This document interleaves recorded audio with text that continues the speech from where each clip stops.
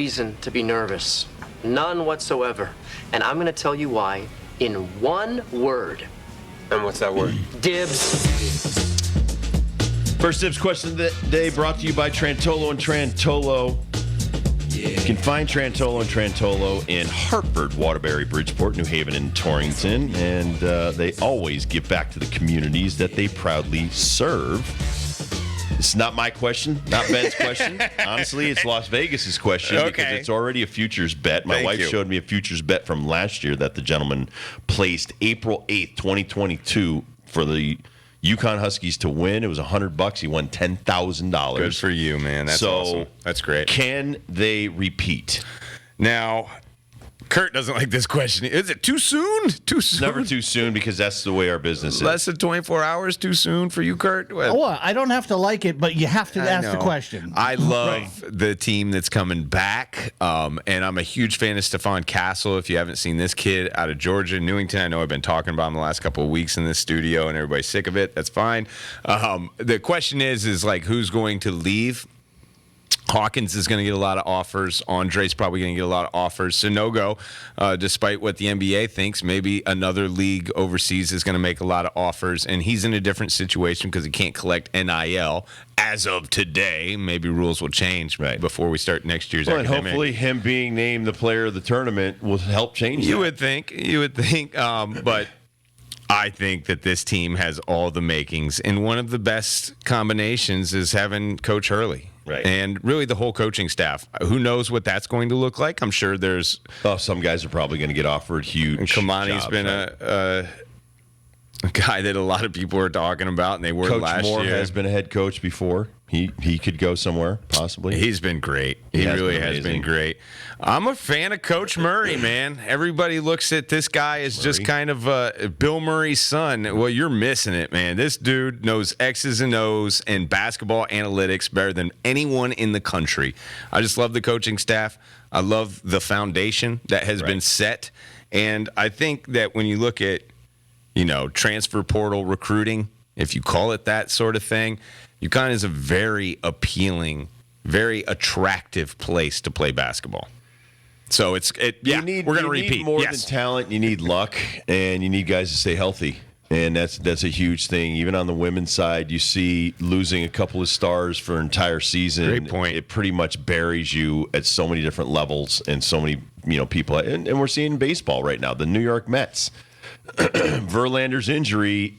Other guys have to scramble to pick up the pieces and do some of the work for the injured party. And it's the same thing in college hoops, man. And if anybody goes down, like you said, even Andre Jackson being out for a while, people have to all of a sudden pick up the points that he's not scoring, the rebounds, the assists, et cetera, et cetera. So I think the only guy right now that can't come back is Joey Calcaterra. Everybody else can come back. I would think they'd want to come back and try to repeat. But there's certainly no given because all the other teams, like you said, are going to retool. Marquette's going to retool.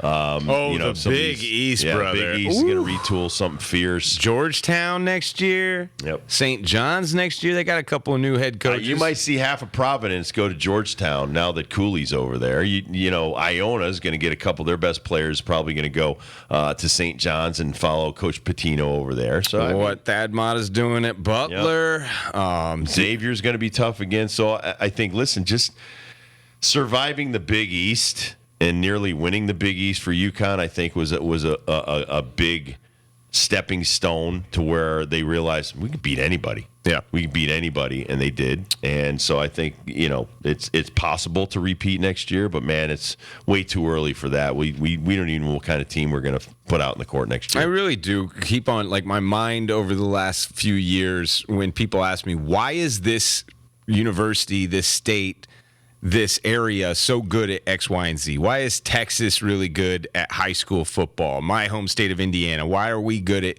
basketball? Why is Alabama always great at football, whether it's Alabama, Auburn, or anything in between? Really, those areas just care. They want to be. Right. The desire to. I love, everybody talks crap about the SEC moniker of it just matters more. I love that because I do think it's true. And I think the Big East Conference cares about basketball. Yeah.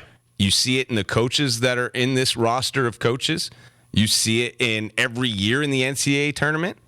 And, I know that are we the only football playing school in the Big East? I mean, there might be a handful that are in the FCS. I know Nova has an FCS, Butler has an FCS. But really, when it comes down to these universities in this conference, it is basketball. Right. And they care. And the fan bases care. And the alumni care. The booster clubs care. This community cares about this UConn basketball program more than anything else. It really does. And you see the fruits of that labor. You see why they go to the Big East and out of the AAC.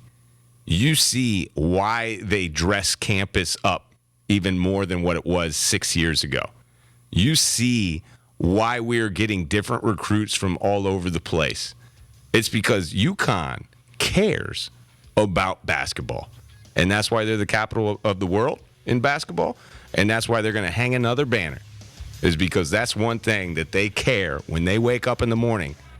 Our basketball team matters. Got to do it in football now. Yeah, Coach Moore, your turn. Your turn. Where are you at? Time to pass the torch to the next seasonal. Well, it's baseball right now. Baseball, come on, football. Penders. That's right, Penders. No excuses. Pick it up. Benedict got a lot of FaceTime last night, by the way. Yeah, he did. Athletic director. Great jacket, by the way. Oh, always. Always impeccable. Probably why they put him on TV so much. All right, hopefully in the next hour we can get our man Mike Crispino, your play-by-play voice of the UConn Huskies.